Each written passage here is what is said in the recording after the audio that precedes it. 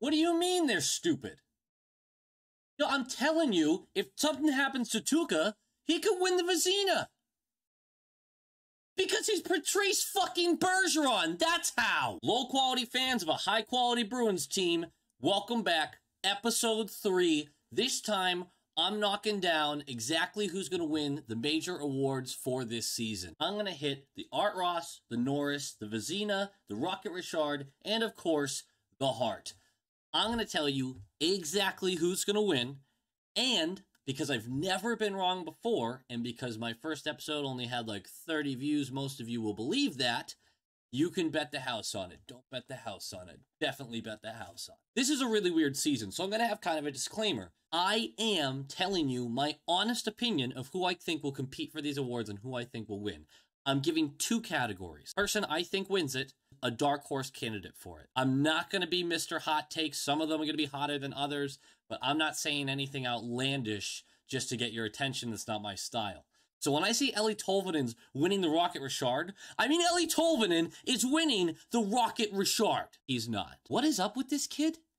I saw him on the odds for the Calder. I'm sorry, how are you still an option for that? Like, I know there's all the rules and stuff, but dude, you've been having odds for the Calder for like 3 years now. Shit or get off the pot, bro. We're talking about a guy who's been the best prospect in hockey for years. That's not how best prospect in hockey works. Anyway, the Rocket Richard's a good place to start.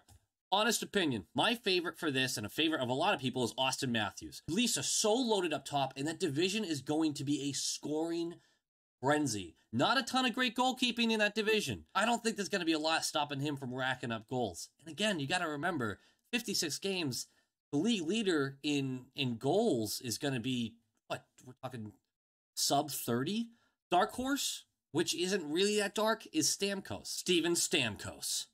Dark horse. Weird to say that as a dark horse, right? But he's injured all the freaking time. And there's a lot of back-to-backs, and there's the whole rehab, and da-da-da. We go through this every year, but people forget he's an absolute unit. I think he's going to remind everyone this year exactly what he's capable of.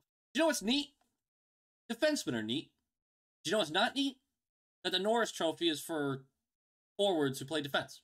Why in the world is Charlie McAvoy not on the top 10 for odds to win this award? The guy's a lockdown defender, and he's going to see more power play one time. I know Grizz is going to get the first crack at it, but let's not act like McAvoy's not going to get any time on there. It just doesn't make any fucking sense. It is disrespectful, and I think Charlie needs to walk out there, skate out there, do the things with the blades and the stick in the ice, and score some things and do some stuff. And I bet then they'll put him on the odds. Fuck it, I'm keeping it. In all seriousness, Dougie Hamilton is your boy for the Norris Trophy. This guy had a ton going for him last year. Obviously goes down with the injury. That division's not very tough. I think he makes a lot of noise again this year. I think he's a popular name to get it. And I would be really surprised if he wasn't in the hunt. Now, here's the thing. Your dark horse is Quinn Hughes. Quinn Hughes is the guy that they're going to rely on a lot more because Vancouver actually lost a lot this offseason. I don't think they're as good as last year, but I expect Quinn Hughes to take another step forward. This kid is about to put up some crazy numbers. I'm more of a Cale Makar kind of guy, but I think Quinn gets the nod on this.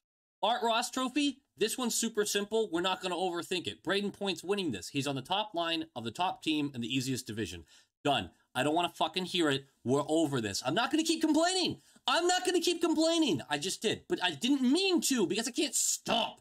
But it's okay because your dark horse candidate is Andrei Svechnikov. Dark horse, Svechnikov, Canes, same logic. Top line, everyone's taking a step forward on that top line too that helps him out. I think he's going to be the guy getting the most points out of the three of him, Aho and Teravainen, of course. I think that team is going to rely so heavily on that top line to score. Otherwise, I don't think they get a lot done. He didn't even have odds on the board. I don't get what people are looking over. It's, hey, look, people aren't as smart as your boy Loqual. I mean, it's kind of, okay, what did we have next? Vezina. Why are we overthinking this again? Vasilevsky is going to put up record-breaking numbers. He's going to start really hot. The division's not that strong. Dark horse, though, a lot more fun. Freddie Anderson. I think that'd be kind of neat. He puts up a monster season, wins the Vezina. They get out in round 1. The reason I save the Hart for last is because it's again going to be Vasilevsky. I know this is not an award given out to goalies too much. The last one was in 2015, given to Carey Price. He had a monster season. I think Vasilevsky is going to eclipse those numbers. There's going to be a knock on him for not playing as many games, of course, but I don't see how you can't give it to him with what he's going to put up, especially when you're going to look down at these numbers. And here's the trick, folks. Vasilevsky has a .935 save percentage. And then you look over and go, oh, the leading scorer, Svechnikov, has 72 points. And you're kind of like, well, 72 doesn't sound as impressive as 935. So, boom, goalie gets it. I would put a lot of money on a goalie getting it this year. And if I was going to put it on any goalie, it'd be Vasilevsky. Your dark horse, Jack Eichel. Ugh. Jack Eichel, great player. He looks like the biggest douche in the world. You ever zoom in on his face? He just looks like a dick. All is going to allow him to rack up even more assists. That line's going to be crazy.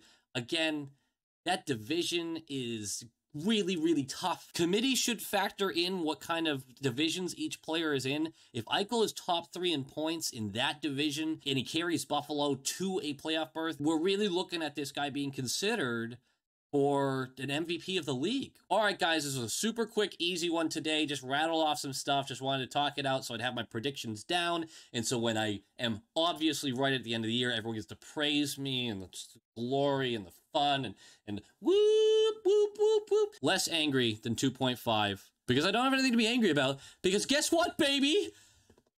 2 days!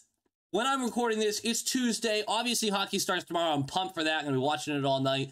But then Thursday. Oh, Thursday. We get a fat W against New Jersey. I get to see Stud on the first line, which I definitely predicted. Nick Ritchie's in the lineup, it looks like. Go fuck yourself, Nick Ritchie, but we'll see what you can do, I guess. I expect Bjork to take over for you in no time at all. All right, guys. I'll catch you in the next one.